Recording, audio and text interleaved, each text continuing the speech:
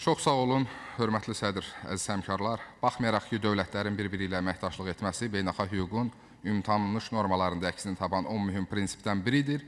Amma dəyişməyən bir reallıq var ki, müasir geosiyasi konfigurasiyada yalnız müstəqil dövlət suveren əməkdaşlıq barədə danışa və düşünə bilər. Cənab İlham Əliyevin çoxvektorlu xarici siyasət kursunun hər bir elementi ilk növbədə Azərbaycanın müstəqil suveren güc kimi özünü təsdiq etdiyini göstərir. O cümlədən də qardaş Türkiyə ilə Ulu Öndər Heydər Əliyevin hakimiyyəti illərində sağlam əsaslarla qurulmasına başlamış münasibətlər. Bilirsiniz ki, Türkiyə bizim müstəqilliyimizi ilk tanıyan dövlətdir, lakin 93-cü ilə qədər Azərbaycan-Türkiyə münasibətləri adekvat əsaslarda qurula bilməyib. Neobolşevik təfəkkürlü iktidarlar Türkiyə ilə münasibətlərimizə növbəti böyük qardaş eyfariyası ilə yanaşırdılar. Bu da sonraki dövrlərdə bəzi hallarda arzu olunmaz mənzərələrə gətirib çıxarmışdı.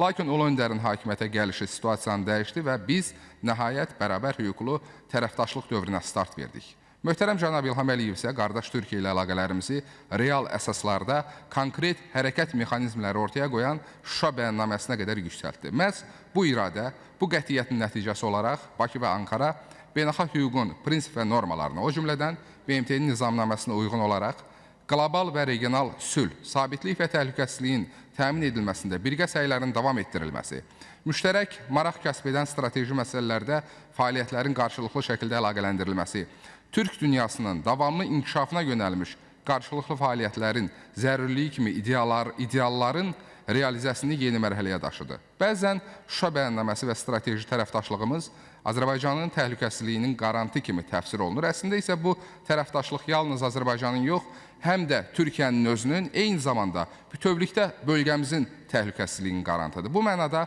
Azərbaycan və Türkiyə arasında hərbi təhlükəsizliyin möhkəmləndirilməsinə dair memoranduma biz məhz qeyd olunan siyasi kursun davamlılığı kimi baxmalıyıq. Habelə bu sənəd Azərbaycanın müstəqil iradə ifadəsinin suveren qərar imkanlarının bəyanı deməkdir.